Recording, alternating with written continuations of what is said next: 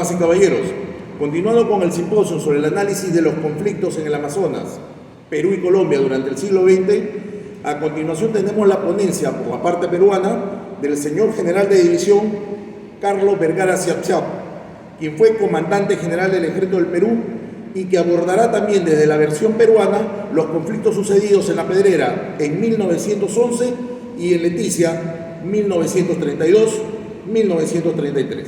Adelante, mi general. Sí, ya la vemos, mi general. Gracias. Entonces,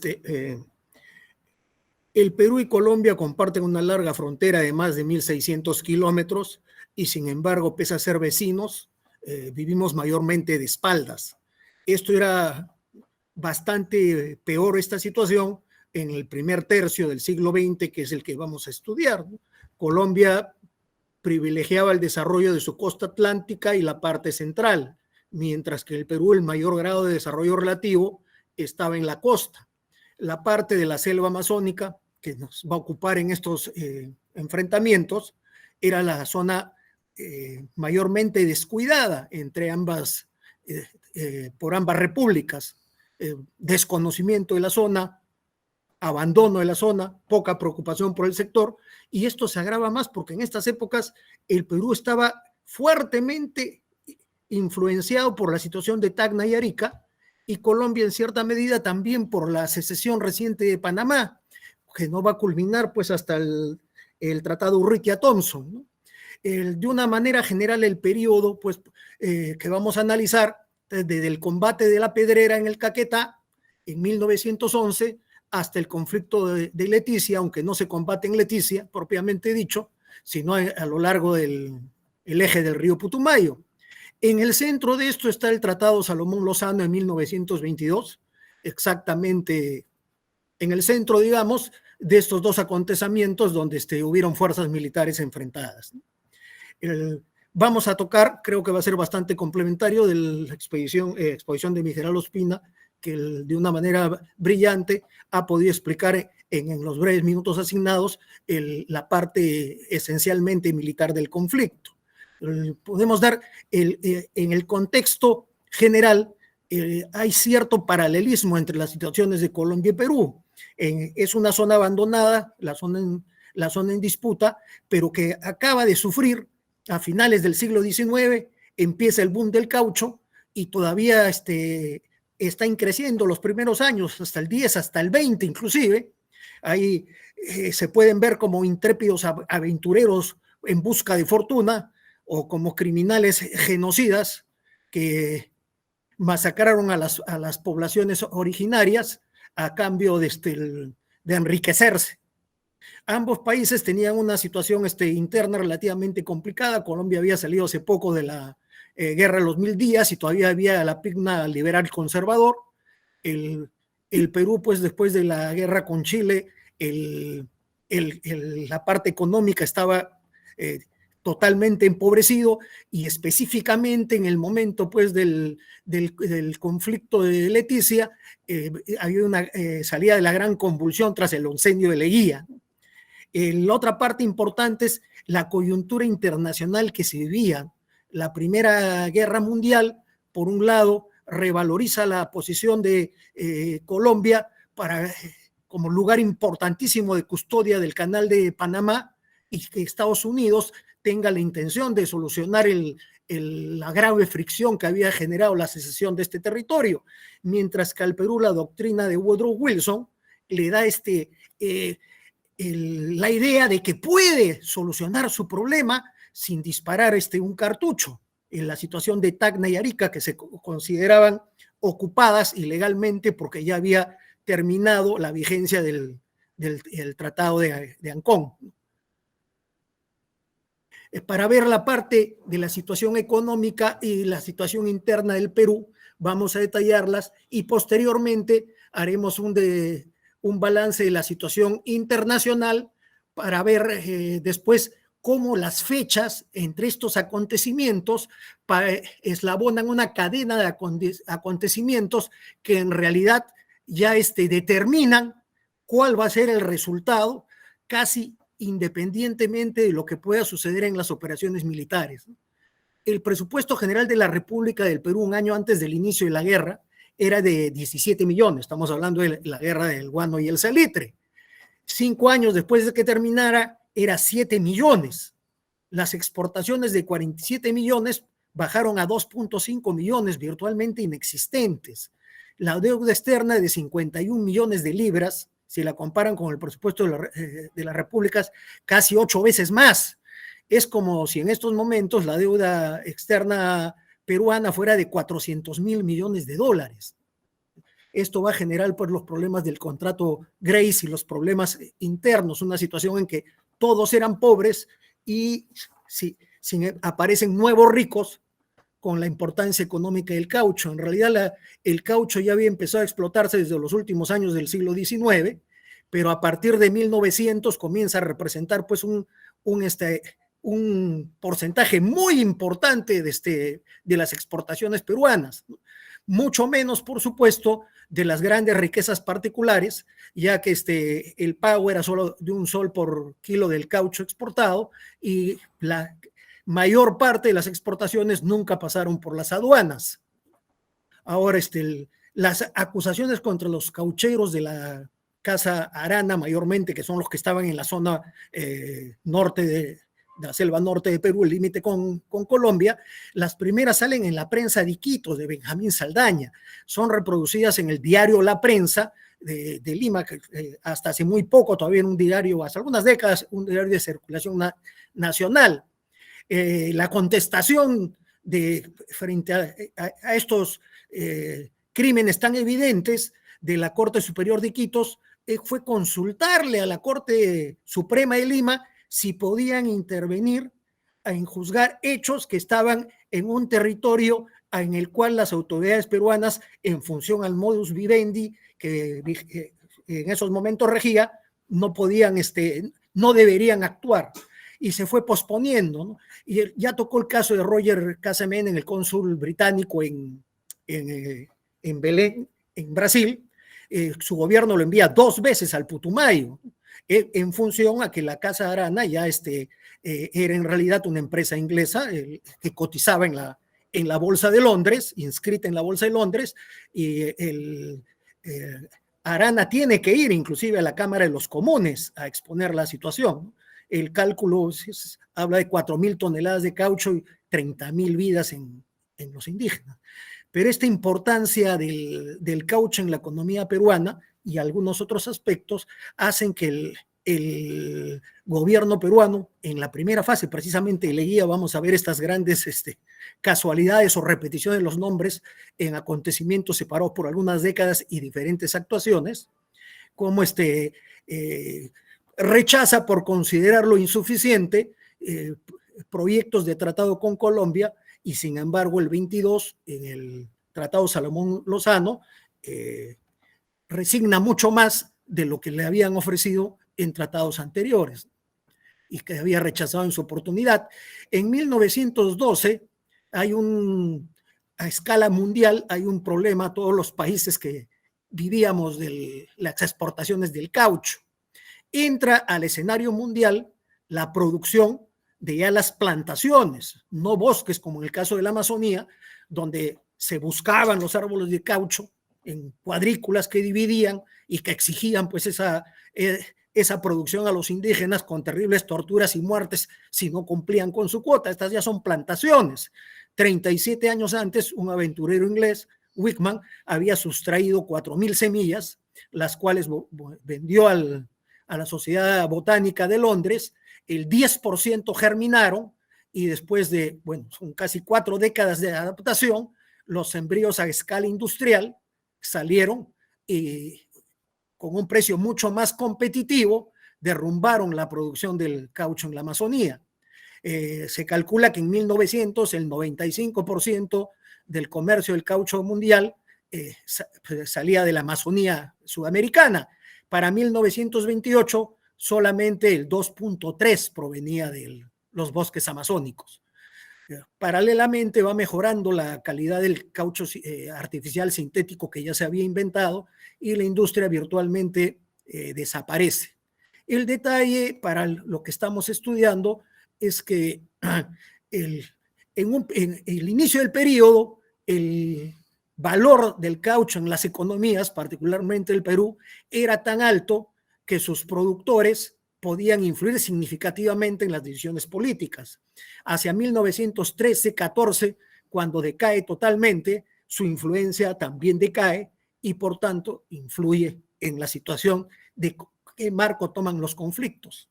Ya mi general Ospina tocó algo así. Acá he traído dos párrafos de un autor colombiano sobre la hegemonía liberal, Acevedo, y del Basadre, el gran maestro de la República, de la historia de la República del Perú, sobre la situación interna, ¿no? Aplicándose al caso de Leticia, el septiembre del 32.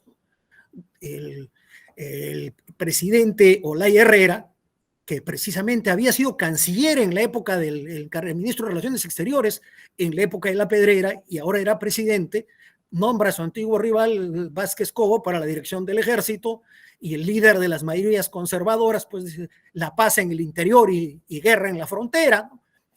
Mientras que en el Perú, la parte de la pasión del triángulo de Clausewitz, que hacía referencia al general Ospina, estaba pero en los enfrentamientos internos.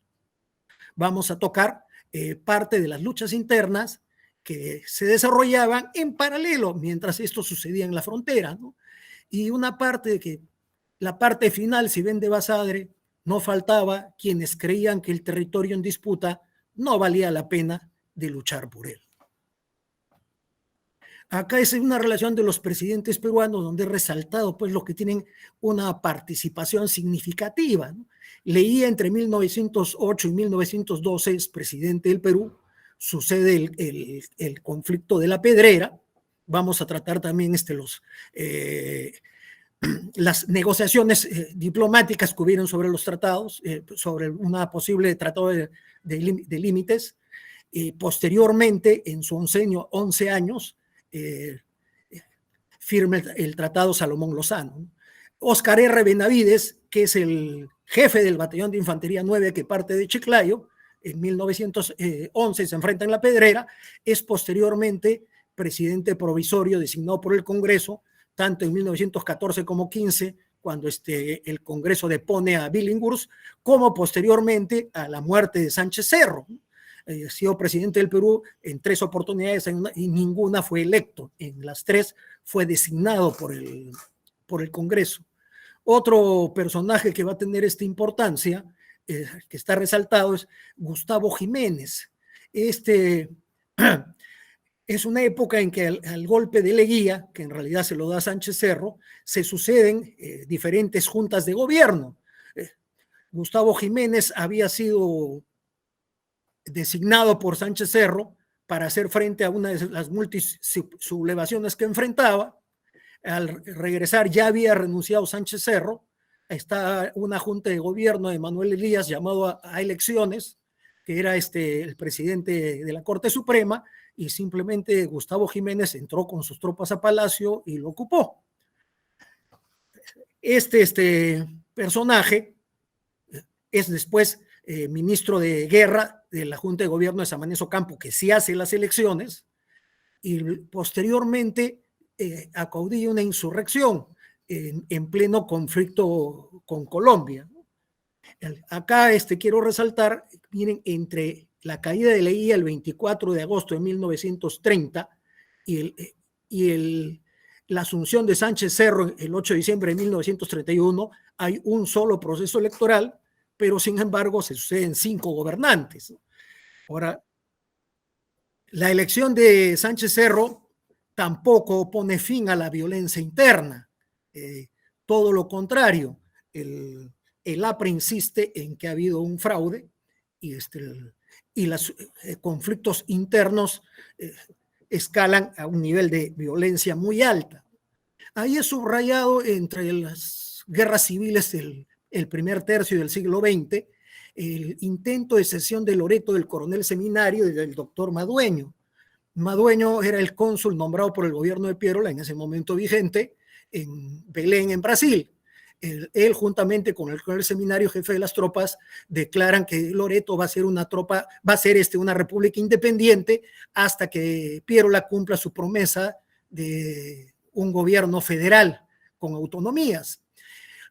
Este fantasma de la secesión es develada, se envían 3 expediciones, una por el eje norte, otra por el eje central y otra por la boca del Amazonas. Cuando llegan ya no están ni Seminario ni Madueño, pero da suficiente temor a los gobiernos centrales para que el fantasma de estas insurrecciones y secesiones se sacudan en 1911 y también en 1932.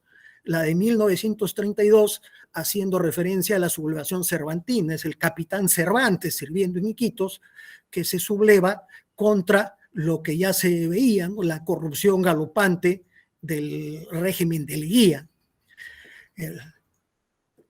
Después de las juntas de gobierno y la elección popular de Sánchez Cerro, eso en nuestra historia es el primer, los grandes partidos de masa, el APRA, todavía vigente hasta hace poco como Partido Aprista Peruano, que en su momento se suponía que era la filial peruana de un movimiento internacional conocido como Alianza Popular Revolucionaria Americana, y la UR, ya extinta hace mucho tiempo, de Sánchez Cerro, un movimiento de corte fascista pero muy popular. El detalle es que antes de 2 años ya habían habido 4 intentos de golpe de Estado. El 6 de marzo del 32, el intento de asesinato de Sánchez Cerro, sale gravemente herido, un balazo en la espalda, que ya hizo referencia también el general Ospina. La sublevación de los cruceros Grau y Bolognesi, se sublevó la marinería, se detiene la sublevación con la intervención de la aviación y de los submarinos R1, R2, que no tenían tropa, solamente eran operados por oficiales y personal técnico. Termina con el fusilamiento de 11 marineros que se dan como cabecillas. En julio del 32, la sublevación del cuartel O'Donovan en Trujillo. No es propiamente una sublevación del cuartel Trujillo, en Trujillo, sino es la toma del cuartel por masas e infiltrados apristas. Acá hay una quiebra que va a ir más allá del periodo que vemos. El odio entre la Unión Revolucionaria y el APRA va a terminar envolviendo a las Fuerzas Armadas, particularmente al Ejército, ya que al terminar el movimiento revolucionario en Trujillo, huyen los cabecillas autodesignados por el partido aprista, y los oficiales y suboficiales del Ejército y de la Guardia Civil detenidos son masacrados, no son ajusticiados, sino linchados y sus cadáveres vejados. Y ese odio entre partidos políticos termina trasladándose a una rivalidad, un antagonismo que va a ser persistente durante décadas entre el APRA y el Ejército.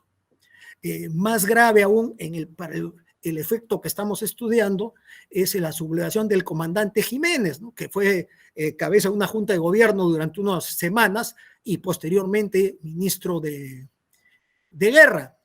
El 11 de marzo del 33, cuando ya se había producido tanto la toma de Leticia como la toma de Tarapacá por fuerzas colombianas, se subleva con un batallón en Cajamarca.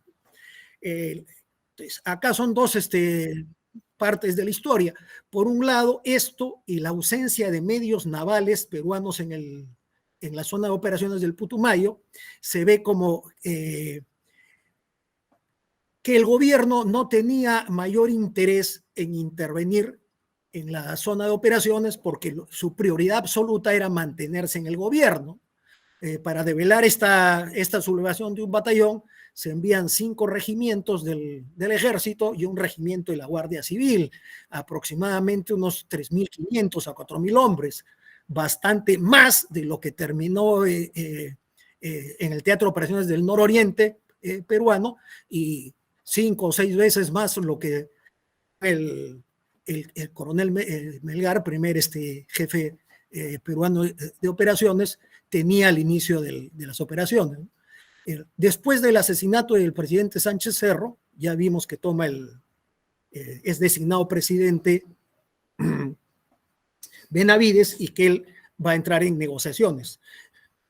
Sin embargo, hay una sublevación todavía en Iquitos, el alférez Montesa y el sargento Chandubí, precisamente contra el cese del fuego. que son devaluadas paradójicamente por el comandante Juncor, que era el comandante militar peruano en la zona de la trocha Pantoja-Huepí, donde habían todavía hasta casi el final operaciones activas, ¿no? Si vemos la coyuntura internacional para el Perú durante este periodo, se había encontrado en que las 5 fronteras no tenían tratados de límites. Si observan el mapa, está incluyendo Tacna y Arica porque se consideran ocupadas ilegalmente al haber terminado la vigencia del Tratado de Ancón y no haberse efectuado el protocolo establecido. El único sitio donde había una frontera es lo que se denomina el Triángulo de Leticia, el Triángulo Amazónico, perdón, después vamos a ver el Trapecio de Leticia, que sí es propiamente del protocolo Salomón Lozano, comprendido entre los ríos Caquetá y Amazonas, en la época de Echenique, mediados del siglo XIX, se entrega a Brasil a cambio del condominio en la navegación del Amazonas, ¿no? Que eran los únicos 2 con condominio, el Perú y Brasil. ¿Por qué toco esto con cierto detalle? Porque posteriormente el Brasil es el que va a hacer conocer para la opinión pública peruana que se había firmado el protocolo o el tratado de Salomón Lozano en 1922. No lo va a conocer, nadie lo va a conocer en el Perú hasta 1924, la queja del Brasil, porque creía que iba a tener problemas con la administración colombiana y no aceptaba pues un tercer país con libertad de navegación en el Amazonas. La última frase de Basadre hablaba de el desinterés por esta zona. Este desinterés está enmarcado en que el interés de las élites es precisamente solucionar Tacna-Arica. Cuando escuchamos Javier Prado, a la mayor parte de los limeños al menos, pensamos en los atoros de la avenida, trancones para los colombianos, y maldecimos el tráfico infernal, ¿no? Pero Javier Prado fue el canciller durante el gobierno de José Pardo y en una sesión pública abierta hace esas declaraciones, obviamente intentando defender al gobierno de los ataques de la oposición que le achacaba no preocuparse por la situación de los peruanos que vivían como extranjeros o como esclavos en el territorio que había sido suyo. Entonces, él habla de que con tal de solucionarlo está dispuesto a sacrificar territorio despoblado donde no hay población, y en realidad eso se puede interpretar para las negociaciones en el 60% de las fronteras peruanas, territorio selvático, que bueno, con cualquier pequeña presión el Perú está dispuesto a ceder. Y en el momento en que no teníamos tratado en ninguna de nuestras fronteras, salvo ese sector del Triángulo Amazónico, es una declaración que da un hándicap tremendo en cualquier tipo de negociaciones. El enfoque de la política exterior del Perú está pues directamente relacionada con la situación de Tacna y Arica. No hay otra solución.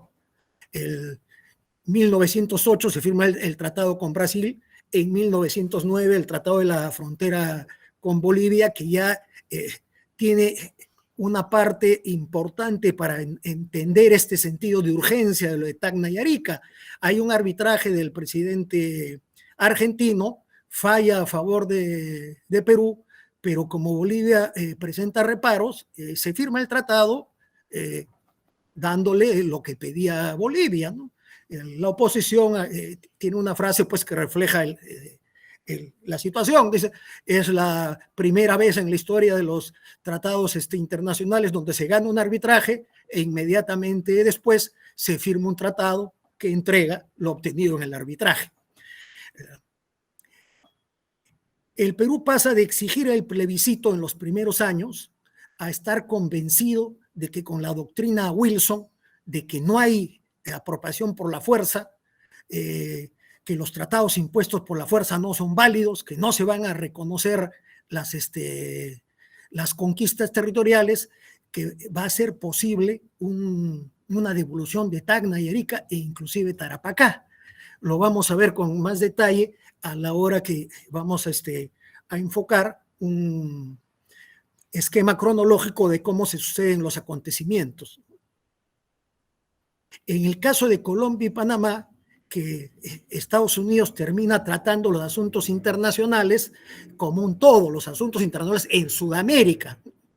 El Tratado Mayarino-Bidlack le daba a Estados Unidos la potestad de defensa del Istmo de Panamá y de hecho la ejecutó varias veces. La compañía francesa, la misma que había construido el canal de Suez, pese a sucesivas prórrogas, no logra concluirlo y transfiere su participación a los Estados Unidos. El Tratado de Ranjai le da a Estados Unidos, iba supuestamente firmarlo con Colombia, una cesión por 100 años, 5 kilómetros de calado del canal, muy parecido a la que firma con Panamá posteriormente, solo que es de 10, pero el tratado que es ratificado en el Congreso de los Estados Unidos no es aprobado en el Congreso de Colombia, no es que lo rechaza, sino que lo va dilatando, no lo debate y simplemente cierra clausura sesiones sin aprobar el tratado. Eran los tiempos de Teodoro Roosevelt, el Big Stick, el gran garrote. Inmediatamente hay un alzamiento separatista en Panamá. El 4 de noviembre los Estados Unidos reconocen el nuevo país, negocian con Panamá y esta situación pues va a seguir tirante hasta que en 1914, Primera Guerra Mundial, importancia para la defensa del Canal de Panamá de tener bases cercanas, el Tratado de Urrutia-Thompson plantea indemnizar a Colombia con $25 millones. Esa cifra en esas épocas para cualquier país sudamericano era significativa, no era poco.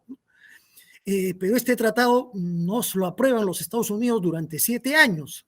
La razón principal es por una frase donde lamentaban sinceramente el incidente y los congresistas republicanos en el Senado no amigos de Roosevelt lo interpretaron como una censura a Roosevelt y mientras siguiera vigente la frase no lo iban a firmar. Después hay algunos problemas con leyes del petróleo en Colombia hasta que recién en 1921 se firma este acuerdo y en 1924 el Tratado de Límites entre Colombia y Panamá. Recalco esto porque vamos a ver posteriormente la secuencia de las acciones como un todo, ¿no? Ahora, las negociaciones de límites entre Perú y Colombia a comienzos del siglo XIX fueron tripartitas. Iba a haber un arbitraje español inicial, el Congreso de Ecuador rechaza ese acuerdo. Los acuerdos Pardo-Tango ponen un modus vivendi, Perú en el Napo, Colombia en el Caquetá, y arbitraje del rey de España. Colombia no aprobó el acuerdo. En 1905 se establece como modus vivendi el Putumayo y un arbitraje papal después del arbitraje español entre Ecuador y Perú que se estaba esperando. El Congreso peruano no aprobó el tratado por presión de la Casa Arana, que como manifestaba anteriormente, inclusive mencionó la posibilidad de una guerra civil y un levantamiento en Loreto si se aprobaba ese tratado. En 1908 es el Tratado de Límites entre Ecuador y Colombia, Andrade Betancourt, y el 16 el Muñoz Bernaza Suárez, ¿no? En ambos, la zona de Maynas se la reparten con base al divorcio en aquarium entre el Napo y el Putumayo, la parte norte para Colombia y la parte sur para Ecuador. Esto, digamos, el Tratado de 1908 es una reacción casi inmediata a que el Congreso peruano no aprobó el Tratado de 1905. Inmediatamente se vuelve a tratar en 1909, hay un modus vivendi de posición de arbitraje, de posesión, y que el arbitraje va a venir después del arbitraje español para el caso Perú-Ecuador. Este tratado sí es aprobado, un modus vivendi, en realidad no es un tratado de fronteras, pero con la firma de que íbamos a ir a arbitraje después del arbitraje español para el caso Perú-Ecuador, ¿no? Pero cuando el árbitro se inhibe por los problemas, Ecuador que se había filtrado y no iba a reconocer lo asignado, el tratado pues queda sin validez, ¿no? Porque el presupuesto de que iba a haber un arbitraje que iba a definir esas fronteras ya no existe. En esas circunstancias es que llega la expedición colombiana, la Pedrera y la aduana en Puerto Córdoba, y que el Perú envía desde Chiclayo al BIN 9 al mando del comandante Benavides. Viene el combate de la Pedrera los días 10 y 12 de julio, sin conocimiento de los resultados del combate por las características pues, de las comunicaciones en esa época. Ya se firma posteriormente el convenio Olaya-Tesanos Pinto, ¿no?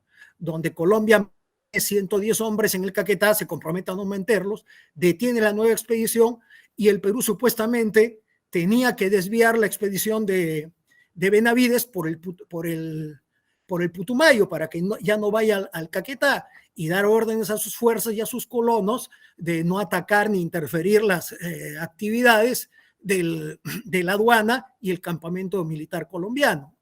El tratado tenía una cláusula específica, además de que de todas maneras tendría que haber sido lo correcto, que si habían operaciones militares, el tratado se cumplía de todas maneras, ¿no?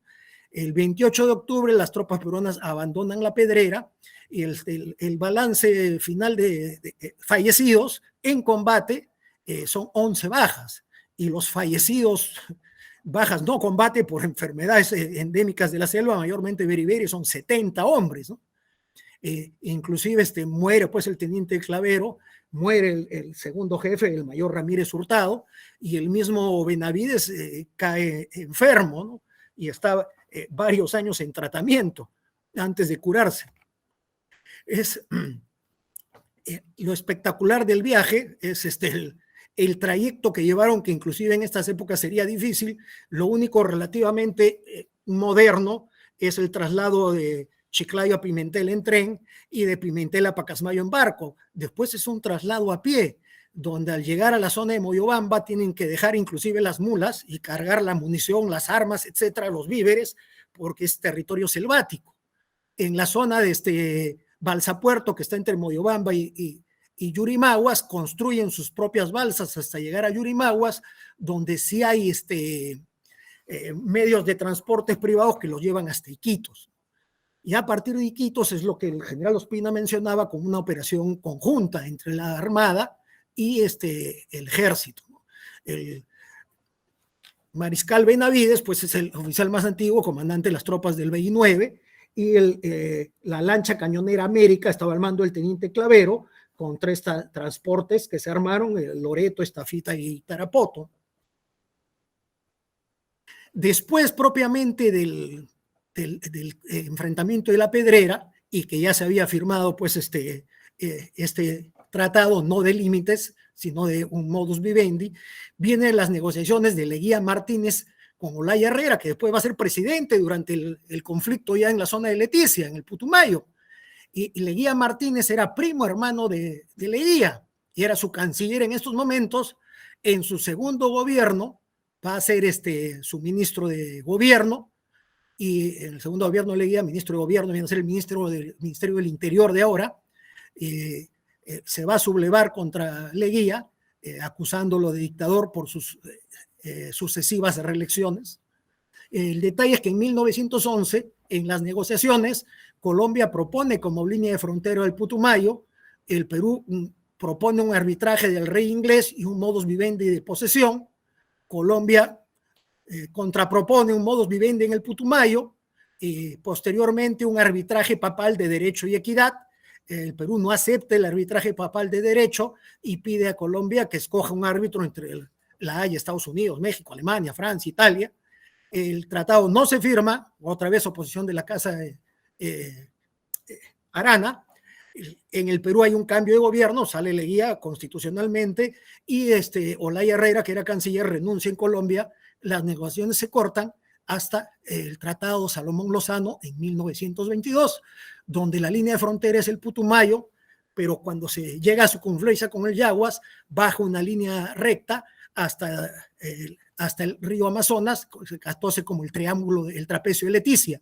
Y en compensación, el Perú recibe el triángulo de Sucumbios, que sin embargo no tenía continuidad territorial con el territorio peruano y nunca llega a recibirse. Vamos a intentar ver qué pasó entre 1911 y 1922 para que el mismo hombre que rechazó en 1911 la línea de frontera del Putumayo la acepte en 1922 con la adición de una salida soberana al río Amazonas. El tratado fue secreto en Perú hasta noviembre de 1924, en que el Brasil protesta, ¿no?, que están vulnerando el tratado que habíamos firmado a mediados del siglo XIX, ¿no? El canciller peruano que lo firmó, Salomón, ya había intentado variar el tratado. Habla con Lozano y le dice que va a ser muy difícil que el Congreso apruebe. Lozano, el ministro, el embajador colombiano, consulta con su gobierno y contesta que el gobierno colombiano confía plenamente en la capacidad del presidente Leguía para convencer al Congreso de que lo firme. Cuando vienen las protestas de Brasil, eso sí está registrado en cables, el canciller envía al embajador peruano en Washington que hable con el embajador brasileño para que conjuntamente apelen a Washington para renegociar el tratado antes de que sea aprobado por el Congreso peruano. El periodista Forero al servicio de Leguía recoge también una versión similar que Salomón maniobra para no presentar en el Congreso su propio tratado en su obra Entre dos dictaduras. Leguía lo saca de canciller, coloca otro canciller más manejable y él en adelante asume el problema. En las negociaciones de Washington en marzo de 1925, Colombia se compromete a reconocer todo lo que Perú le había reconocido al Brasil en el tratado previo. Brasil retira sus observaciones y el Perú se compromete a que logre la aprobación del tratado en el Congreso, ¿no? Esta es la zona entre el Caquetá y el Putumayo, que el Perú considera suya como límite de la Comandancia General de Maynas, el trapecio amazónico y el triángulo de Sucumbios, al que no llega territorialmente Perú, por eso no es entregado, y que finalmente en el protocolo de Río de Janeiro del 42 es cedido al Ecuador. Ahora ya bastante posteriormente en esta zona se descubre petróleo, gran parte del petróleo que saca Ecuador, ¿no?, pero ya había sido entregado. Recién en diciembre de 1927 el Congreso peruano aprueba el tratado, casi unánimemente, creo que son 11 votos en contra, mayormente eran caucheros. Vamos a ver cómo se llegó a eso también. La comisión mixta demarcatoria que va entregando los territorios, el coronel López envía un telegrama y 2 oficios a la Cancillería, ¿no?, que no hay manera de llegar a Sucumbios. Sí, nunca recibe instrucciones y pues, la comisión termina su trabajo. En agosto de 1930, el 17 se termina la entrega de territorios y el 22 Leguía es derrocado. Por la diferencia de 5 días, se podría creer que hay una relación de causalidad. Sin embargo, ningún historiador la ha encontrado. Las sucesivas juntas de gobierno durante ese periodo de semianarquía sí son requeridas si van a respetar los tratados internacionales y todas contestan afirmativamente. Aunque el temor, digamos, de la potencia hegemónica era más del tratado del 29 con Chile, que era bastante más reciente y que además había apadrinado. Cuando sucede el 1 de septiembre del 32, la toma de Leticia por pobladores de Caballocoche y Chimbote. Estos pobladores están, digamos, acaudillados por el teniente que había sido jefe el alférez La Rosa, que había sido jefe del PB Chimbote, y por el ingeniero Ordóñez, que ya lo mencionó. ¿Qué cosa es significativo de este señor, Ordóñez? Habían mencionado que en Leticia, como se mostró la foto, había pues una hacienda.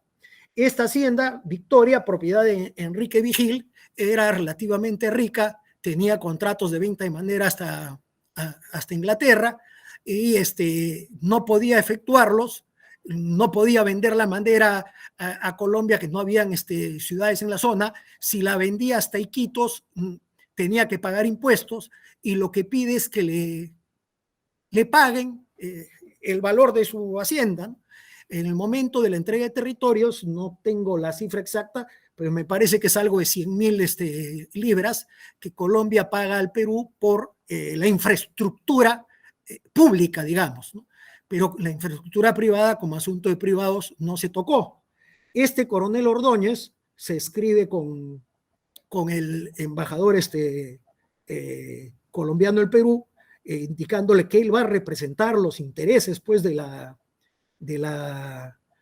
familia Vigil y de la Hacienda La Victoria. Es el coronel Ordóñez, y su hijo es el ingeniero Ordóñez, que participa, pues, en la toma de Leticia conjuntamente con miembros peones de la Hacienda La Victoria, ¿no? En realidad los efectivos militares llegan recién el 2 de septiembre del 32, cuando Vázquez Díaz, que sí era el comandante del PV de Chimbote, envía una sección de artillería con 2 piezas a Leticia, ¿no? Sin consulta a sus entidades superiores. Esta es, digamos, la distancia entre el Triángulo de Sucumbios y la punta de Huepí, ¿no? Sin solución de continuidad. Si vemos la línea del tiempo del 94 al 34, la relación de acontecimientos, ¿no? El plebiscito, el Tratado de Ranjay, el inicio del auge del caucho, la independencia de Panamá, se filtra, el caucho representa 1/4 de las exportaciones peruanas, termina el auge del caucho, viene el Tratado Urrutia-Thompson. Acá, con este nivel de importancia del caucho, no se puede, no se acepta ni siquiera el Putumayo como frontera. Cuando el caucho cae, ya se acepta no solamente el Putumayo, sino inclusive la zona del trapecio. Acá hay una relación de continuidad que la vamos a ver más clara con el Tratado Salomón-Lozano. Acá se puede ver también, ¿no? Después de la firma del Tratado de Salomón-Lozano, viene el arbitraje de Estados Unidos para el caso de Tacna Arica. Perú lo estaba pidiendo. Entonces, esto se toma como que un gran triunfo de Leguía. En Washington, el mismo 4 de marzo, en que hay el fallo arbitral de Estados Unidos ve los asuntos sudamericanos como un todo.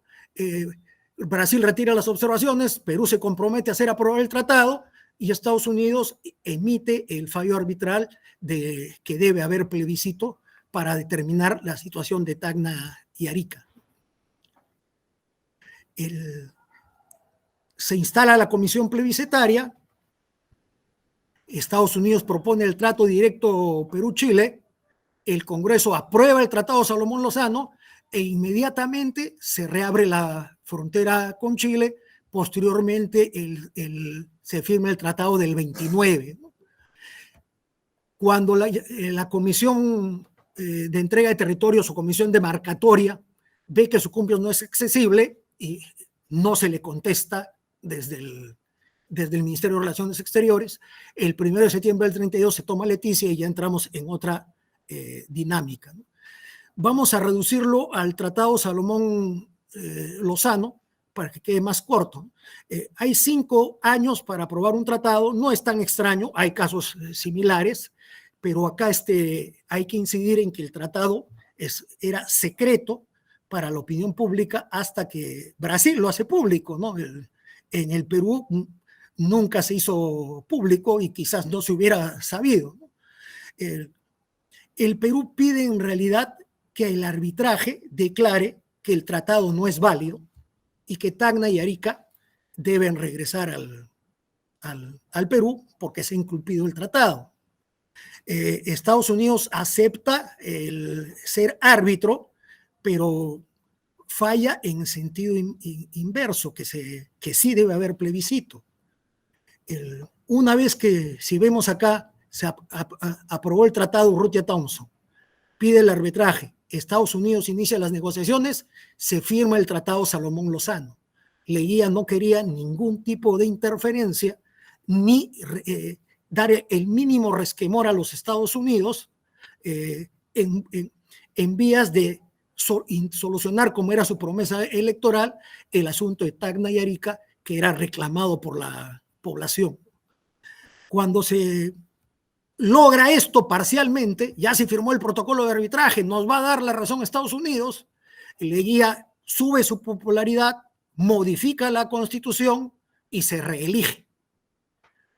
Viene el Tratado de Límites de Panamá, Brasil objeta el Tratado Salomón Lozano, las conversaciones en Washington del 4 de marzo que ya vimos. El fallo arbitral es un golpe para Leguía. En la práctica no se puede decir que fue tan malo. La provincia de Tarata, una provincia de la Sierra de Tacna, que había sido ocupada sin estar mencionada en el Tratado de Ancón, Estados Unidos exige que la devuelvan y comienza el arbitraje, que sí se considera pues que va a ser desastroso, ¿no? Pero la comisión plebiscitaria, al mando de primero de general Pershing, después Lassiter, norteamericanos, encuentra pues que la situación no es la que se le había descrito al gobierno norteamericano, que hay persecución y pide que se cumplan unos requisitos previos antes de que asuman la dirección del plebiscito, y cuando no se cumplen se retiran. Ese es el punto más alto de la popularidad de Leguía, que económicamente vivía de empréstitos y empréstitos, que daban una sensación de falsa bonanza y la creación de una nueva clase opulenta que no tenía contexto directo con la producción real de riqueza. Aprueban la reelección indefinida de Leguía, entra a su tercer periodo. Es posible, Leguía tocó el que el general Ospina efectivamente participó en la Guerra del Pacífico como sargento primero en el reducto número 3 en la batalla de Miraflores. El poder va corrompiendo a la gente. Si el embajador de Estados Unidos lo llamaba el gigante del Pacífico, ya imagínense cómo se sentía. En ese momento logra que el Congreso apruebe el tratado, deportando también, por ejemplo, a su primo y antiguo ministro, y a una serie de congresistas. Lo cierto es que inmediatamente aprobado el tratado el 20 de diciembre del 27, en enero del 28, Chile reabre el comercio en la frontera de Sama. Acuérdense que Tacna y Arica. Las negociaciones durante el conflicto.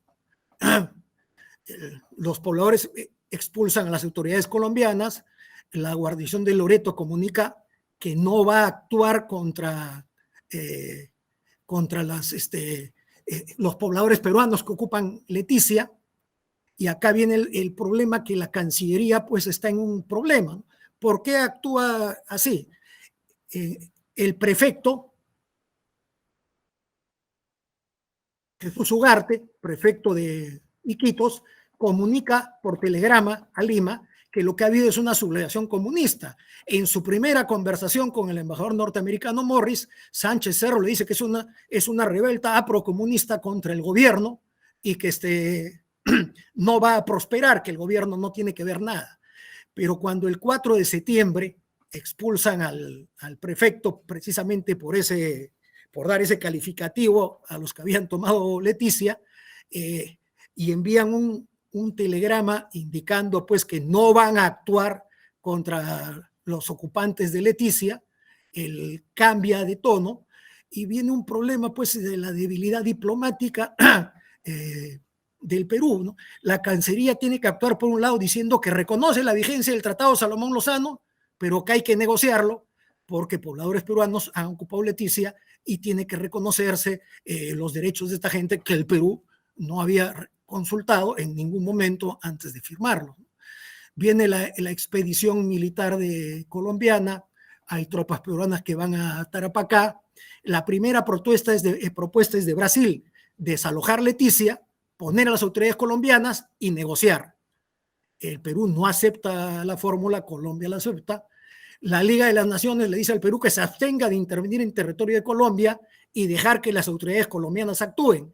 En este periodo, todavía la forma que se da es que es un grupo de revoltosos que ha tomado Leticia y que es un conflicto interno colombiano y que ellos lo solucionen y que el Perú no se meta.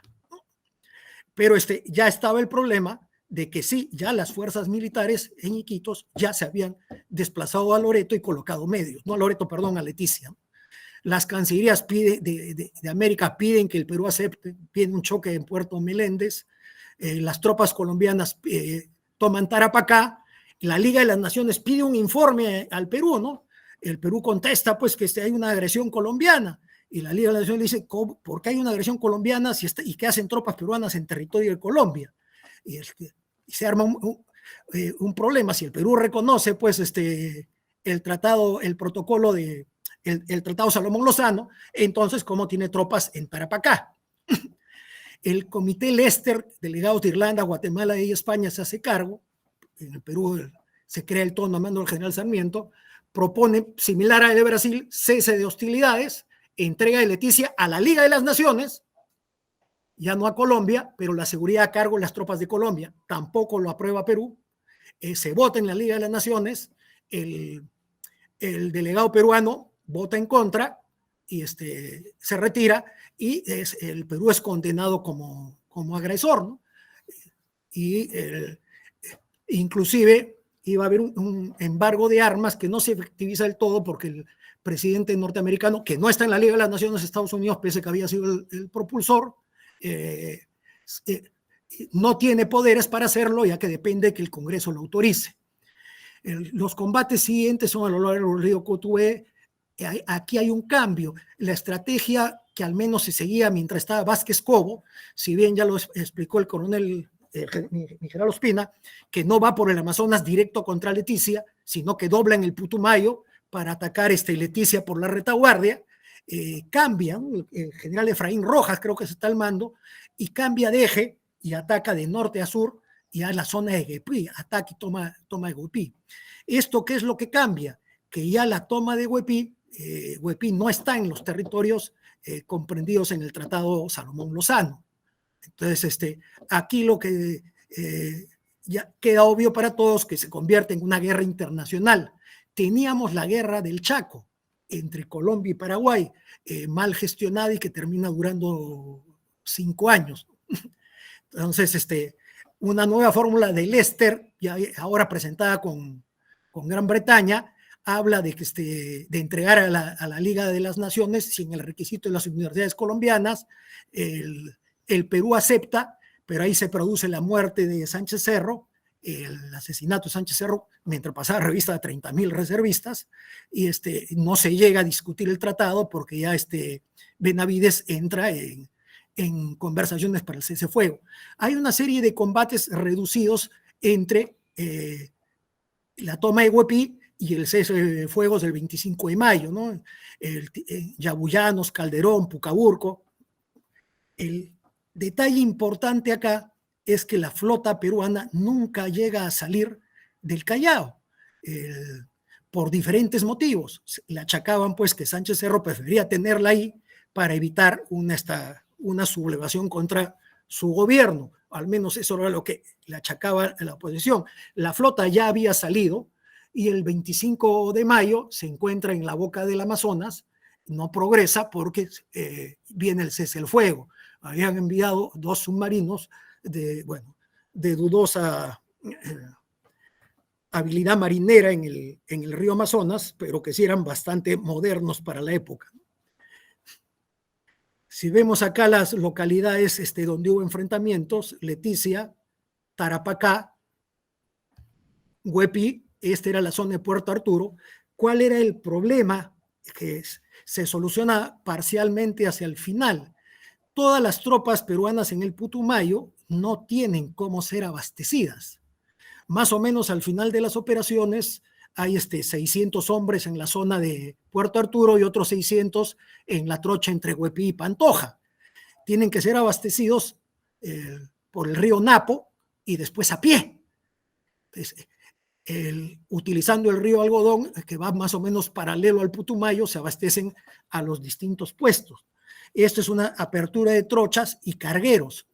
Al renunciar a enviar medios navales a la zona de operaciones, el Putumayo está totalmente en manos de los buques de Colombia y no hay cómo abastecerlos por río, que era la forma habitual. El primer prefecto dice que es una sublevación aprocomunista. Las fuerzas militares de Iquitos lo desautorizan, intentan poner una jerarquía propia. El más antiguo era el comandante Isauro Calderón del Ejército.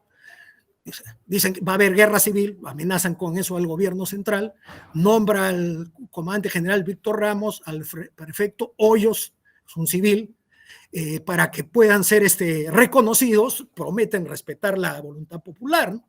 El coronel Ramos manda un telegrama al general Vázquez Cobo, que después es utilizado por Colombia, ¿no?, para mostrar que el Perú no cumplía el pacto Hello-Brandt sobre abstenerse de la solución por la fuerza. El general Sarmiento viene en febrero del 33 y le recusa pues a Ramos que cómo se le ocurre poner 94 hombres en Tarapacá si es el único sitio por donde podían pasar. Y Ramos le dice que fue una disposición del gobierno porque el ministro le había indicado que no desplace ningún hombre fuera de Leticia porque iba a entorpecer la acción de la Cancillería y que él tuvo que batallar mucho para que esos 94 hombres que ya había enviado permanezcan en el lugar. El problema de acciones inconexas entre Cancillería y las autoridades militares. Durante el conflicto, porque creo que ya estoy excediéndome en el tiempo, ya lo hemos visto de alguna manera, ¿sí? Simplemente para indicar que al final de las operaciones, ya lo tocó viendo el punto culminante, el Perú había adoptado una línea de abastecimiento terrestre muy sacrificada, pues ya estaba abasteciendo a las tropas en Puerto Arturo y Goepí. Leticia nunca llega a ser atacada. Ahí, según la versión del coronel Ramos, diarios peruanos, diario La Noche específicamente, de los años 34, 35, dice que lo que él colocó fue latas de petróleo vacías y dijo que estaba minado, que inclusive ofició a los brasileños y que nunca estuvo minado, ¿no? Sí, es posible que posteriormente a su comando sí se hayan colocado minas como las que se usaron en Pucaburco, porque los oficiales de la Armada que armaron esta mina en base a munición antigua, hablan de que similares a las colocadas frente a Leticia. Lo cierto es que si el conflicto, 1911, no un conflicto, un simple enfrentamiento, fue en el Caquetá, en La Pedrera, todos los choques militares durante el conflicto del 32-33 se dan en el eje del Putumayo, ¿no?, en la parte de abajo, inicialmente de Tarapacá y posteriormente en la zona de Goepí. Los enfrentamientos en la zona del río Algodón y en el medio Putumayo son pequeñas fuerzas que sí, sin embargo, evitan un desplazamiento rápido de las naves colombianas hacia Puerto Arturo. Muchas gracias por su atención. Espero haber complementado con la parte de la política exterior la situación de este conflicto, sobre la situación del mariscal Benavides y que las tropas que no estaban emplazadas, etcétera. Lo que primó al parecer es que no había manera de salir triunfante con un frente interno debilitado y sobre todo con una condena internacional masiva al Perú, ¿no? No se había movido para tratar el Tratado de Ancón, ni en la Liga de las Naciones, ni en la Conferencia de Versalles, pero ya después del tratado invocan la santidad de los tratados y salvo Japón, que tenía un problema similar, pero mucho mayor por su ocupación militar de la Manchuria, todos los demás signatarios de la Liga de las Naciones condenan la acción peruana. Entonces, en ese sentido, independientemente de la situación de los combates, era muy difícil continuar operaciones. Bastaba, por ejemplo, que el Brasil cierre el Amazonas para que cualquier conflicto de un vuelco. Muchas gracias.